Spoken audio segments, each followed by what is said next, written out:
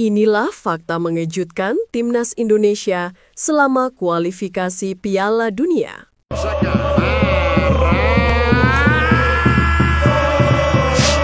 Kita tidak perlu berpura-pura tegar. Kita tidak harus menutupi rasa kecewa itu. Wajar, bahkan manusiawi, jika dada kita masih sesak menerima kenyataan bahwa Timnas Indonesia belum berhasil melangkah ke putaran final Piala Dunia 2026. Luka itu ada, bukan hanya di lapangan tempat peluit akhir berbunyi, tetapi juga di seluruh negeri yang menyaksikan dengan harapan. Karena ketika kita mencintai sesuatu dengan sepenuh hati, kita juga harus siap menerima rasa sakitnya. Namun, di tengah rasa pedih itu, pernahkah kita berhenti sejenak dan bertanya pada diri sendiri, sejauh apa sebenarnya Timnas Indonesia telah melangkah? Pertanyaan ini sederhana, tapi jawabannya tidak sesederhana itu. Sebab, perjalanan ini tidak dimulai dari puncak. Ia lahir dari keraguan, dibangun dari puing-puing kegagalan masa lalu. Kita pernah berada di titik ketika percaya pada Timnas dianggap lelucon. Ketika stadion kosong, ketika nama Indonesia tidak pernah diperhitungkan. Ketika mental kita sendiri goyah, bahkan sebelum pertandingan dimulai. Tapi, perlahan, sesuatu berubah. Di balik sorotan kamera, ada proses panjang yang tidak terlihat. Ada pemain-pemain muda yang berani melawan rasa takut. Ada pelatih yang datang membawa visi baru. Ada federasi yang mulai berani membuat keputusan sulit. Ada program, ada sistem, ada perencanaan. Sesuatu yang dulu nyaris tak pernah kita miliki. Dan yang paling penting, ada jutaan supporter yang tidak pernah lelah percaya, meski seringkali hati mereka dikhianati hasil. Sayangnya, tidak semua orang menyadari hal ini, karena dunia terlalu fokus pada skor akhir, bukan pada pertarungan batin di setiap menit. Mereka melihat kekalahan, tapi mereka tidak melihat bagaimana kita bertahan.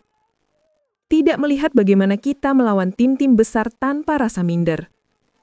Tidak melihat bagaimana Garuda perlahan mengubah identitasnya. Dari tim pelengkap menjadi tim yang harus dihormati. Garuda kali ini bukan hanya peserta. Garuda adalah simbol ketahanan, simbol bangsa yang tidak pernah berhenti mencoba, meski berkali-kali jatuh. Simbol mimpi yang tidak padam, meskipun angin kencang mencoba memadamkannya. Dan perjalanan ini bukan hanya tentang 11 pemain. Ini tentang persatuan.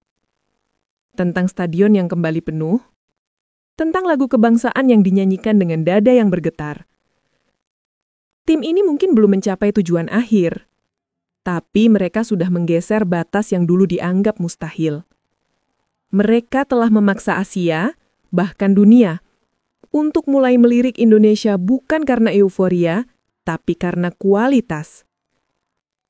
Mereka telah mengubah cara pandang. Mereka telah membangunkan kembali harga diri bangsa. Dan di balik semua itu, kita menyadari satu hal. Mimpi besar tidak tumbuh dalam satu malam.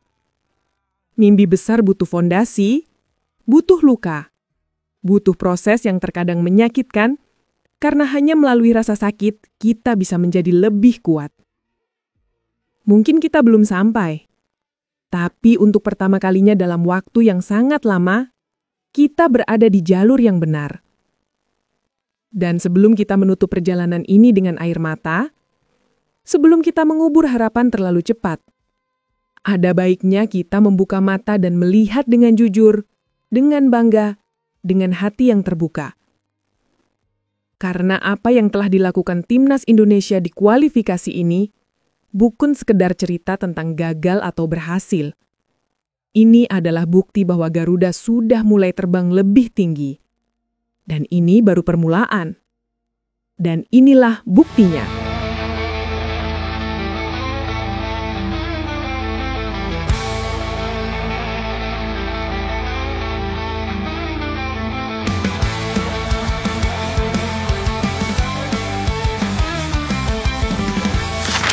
Indonesia adalah satu-satunya tim di Asia yang memulai kualifikasi Piala Dunia 2026 dari babak pertama dan berhasil bertahan hingga babak keempat. Tidak ada negara lain yang menempuh perjalanan sepanjang ini. Tim-tim kuat seperti Jepang, Korea Selatan, Australia, Iran, atau Arab Saudi tidak perlu merasakan tekanan sejak awal, karena mereka langsung masuk babak kedua atau ketiga. Sementara Indonesia harus memulai dari titik nol, dari tahap yang sering dianggap paling mudah. Padahal justru paling beresiko, karena satu kesalahan bisa langsung mengakhiri mimpi. Perjalanan dari babak pertama bukan hanya soal jumlah pertandingan yang lebih banyak, tapi juga soal mental. Tim harus tetap fokus meskipun lawan di awal terlihat lebih mudah. Karena justru disinilah banyak tim lengah. Indonesia tidak boleh turun performa, tidak boleh salah strategi, dan tidak boleh kehilangan arah, karena setiap pertandingan adalah langkah penentu. Tekanannya besar. Jika tersingkir di babak pertama, mimpi ke Piala Dunia selesai, bahkan sebelum benar-benar dimulai. Tapi yang terjadi justru sebaliknya. Indonesia naik level di setiap babak. Di babak pertama kita lolos dengan penuh keyakinan. Masuk babak kedua, kita menunjukkan kualitas dan konsistensi. Di babak ketiga, kita menghadapi tim elit Asia dan tetap berani bertarung. Hingga akhirnya, untuk pertama kalinya dalam sejarah, kita berhasil mencapai babak keempat. Perjalanan ini tidak hanya soal teknis sepak bola. Ini tentang bagaimana tim mampu menjaga mental melewati tekanan publik, perjalanan jauh, cuaca berbeda, cedera pemain, pergantian pelatih, dan tuntutan supporter. Tim ini berkali-kali diuji, berkali-kali diragukan, namun tetap memilih untuk melangkah maju. Kita tidak diberi jalan mudah, tapi kita menciptakan jalan itu dengan usaha sendiri. Inilah yang membuat fakta ini begitu luar biasa. Karena Indonesia bukan hanya bertahan, kita berkembang. Bukan hanya mengikuti arus, kita melawan arus.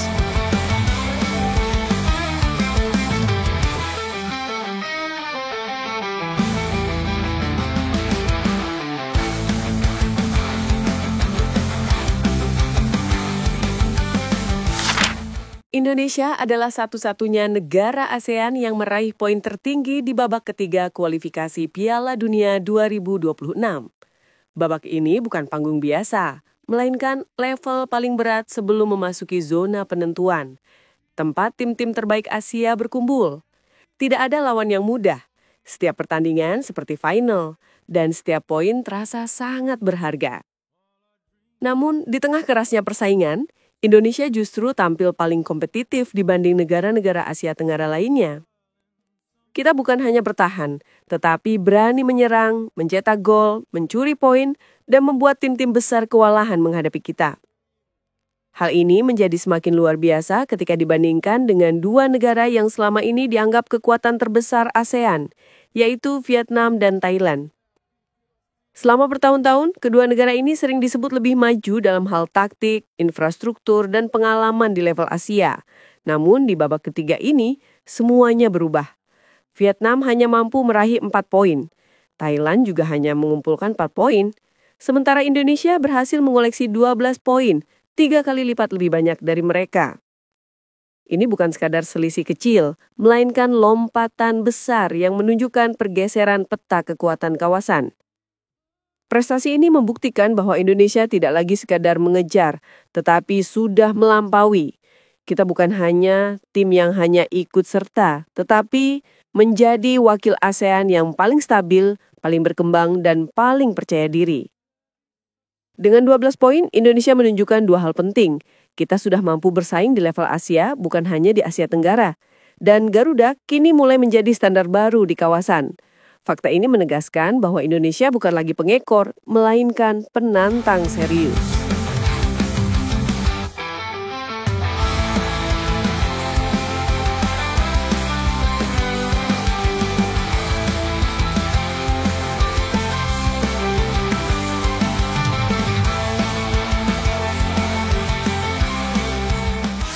Indonesia adalah satu-satunya negara ASEAN yang pernah lolos ke babak keempat kualifikasi Piala Dunia. Sepanjang sejarah tidak ada negara Asia Tenggara lain yang mampu menembus tahap ini. Tidak Thailand, tidak Vietnam, tidak Malaysia, Filipina, Singapura, atau siapapun. Babak keempat adalah tempat hanya sedikit negara yang diakui pantas bersaing untuk tiket Piala Dunia.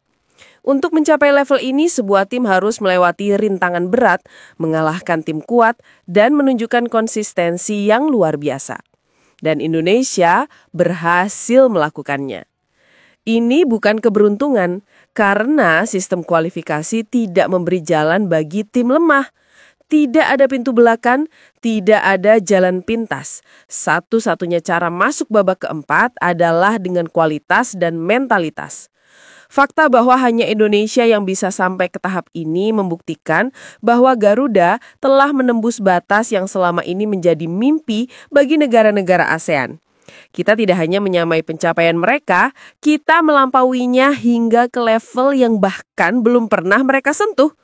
Di titik ini Indonesia resmi menjadi pelopor, pembuka jalan, dan kebanggaan Asia Tenggara di kualifikasi Piala Dunia.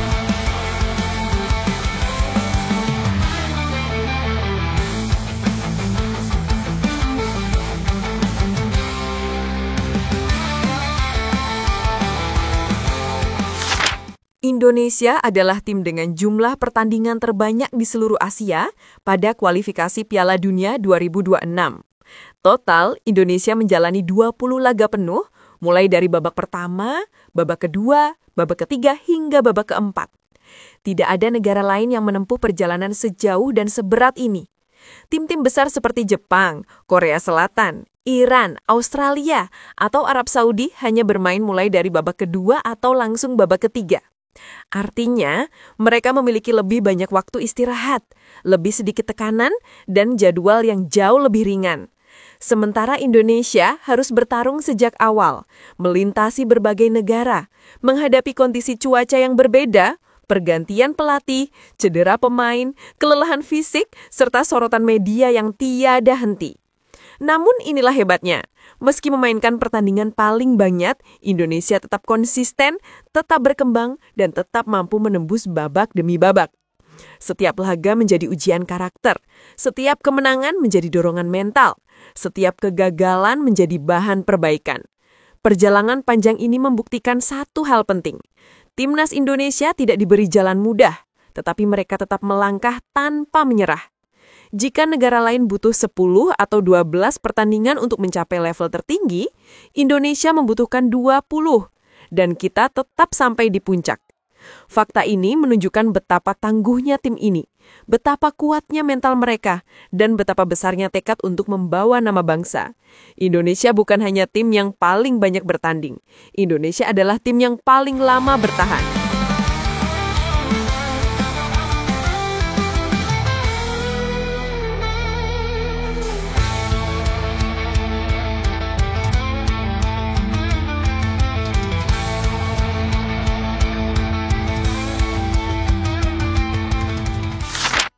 Indonesia adalah tim dengan jumlah supporter terbanyak di seluruh kualifikasi Piala Dunia 2026. Dimanapun Indonesia bermain, selalu ada ribuan bahkan puluhan ribu pendukung yang hadir, baik di laga kandang maupun tandang. Stadion GBK selalu penuh, dan yang lebih mengejutkan, saat bermain di luar negeri pun, supporter Indonesia tetap mendominasi tribun. Bendera merah putih berkibar di Arab Saudi, Australia, Cina, bahkan di Jepang. Lagu Indonesia Raya menggema bahkan di stadion lawan. Dukungan ini bukan hanya soal jumlah, tetapi soal energi. Supporter Indonesia memberi atmosfer yang luar biasa, membuat setiap laga terasa seperti di rumah sendiri, memberi keberanian kepada pemain, dan memberi tekanan mental kepada lawan. Tidak ada negara ASEAN lain, bahkan banyak negara Asia besar sekalipun, yang supporternya bisa hadir sebanyak dan sefanatik ini. Fakta ini membuktikan bahwa semangat Garuda tidak hanya ada di lapangan, ia hidup di tribun, di jalanan, di layar televisi, dan di hati jutaan rakyat. Inilah kekuatan terbesar Indonesia. Kita tidak pernah bertarung sendirian.